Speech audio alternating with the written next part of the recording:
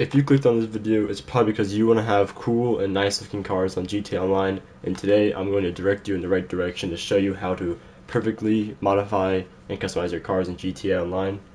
And so this are going to be tips and tricks and ways to make your cars look good, make each part of it fit well with each other, and overall make your garages just improve and look nicer. So before we get started, if you're new to the channel, subscribe for my latest content, hit the like button on this video to show your support. But let's go ahead and get started. Alright, so what I'm going to show is kind of the ways to make your cars look good and make them all look nice. As you can see here, I get frequent compliments about this garage specifically and how well the cars in it look.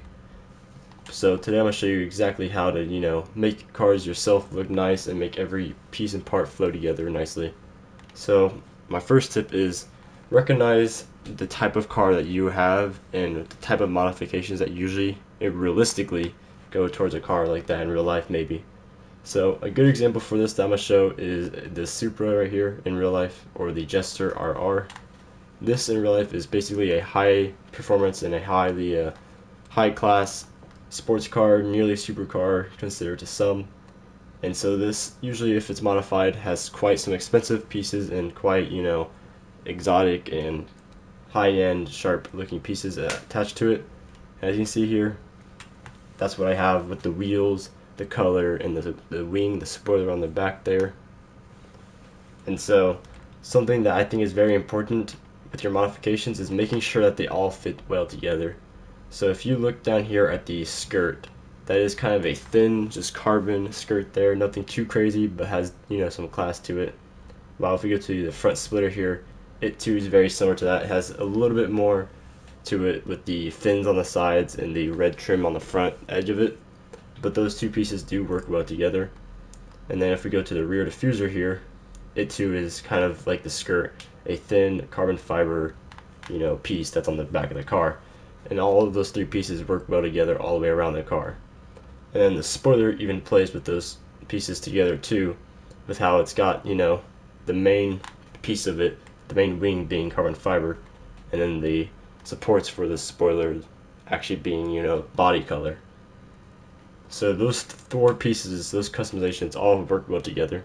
And then the hood of the car is a very just simple, classic, and clean piece for the car too. And then I've got the black tint to complement the black trim around the car, such as in the tail lights and the headlights, and then also like kind of the fins and the vents here. So the black complements that real nicely. And to add some, exotic and to make it look even more faster of a race car is the livery with the list of sponsors on the side and make it look like it's like a true race and track car.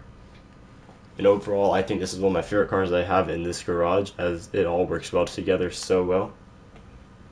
But that's a good example for a high-end sports car. Now, I'm going to show you something for maybe a more lower-end car and a more of just a casual cruising car in GTA. This is my Karen Previon, and this is a more of a Coupe's cruiser car in GTA. This isn't a super high-end sports car or anything, but still a nice car. And once again, those wheels are those are the stock wheels, I believe, and they're white if you notice, which the interior, kind of plays into that being white. And then of course the color just being a very light color with the white wheels. It all fits together real well and works nicely. And then of course, to make it clean, we have a nice open bumper that shows the intercooler and has a little bit of a sport effect with the black fins there. But overall, this is a very clean and nice looking car.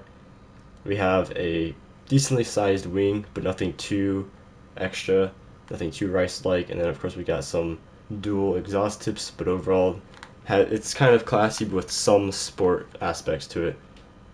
And also something that I want to point out mainly is that there is no tint on this vehicle. People sometimes, a common mistake that I see a lot of people do is they overuse tint, and they'll just start to modify a car. They'll get down to the Windows option and just go to full blackout, full limo mode. And I do that with most of my cars. Probably about 80% of my cars have tint, but you gotta be able to figure out which cars really shouldn't have tint. This is a thing that I we'll see people do is they'll spend, you know, $100,000 on the interior of a car, but then they'll have tint, and then now you can't see the interior from the outside of the car, and it's just like, what's the point of even customizing the interior if you can't even see it? But as you can see there, I got some, you know, nice interior, no tint, overall looks nice. And I want to show what I mean by the tint a little bit more. See this car, this is a track car.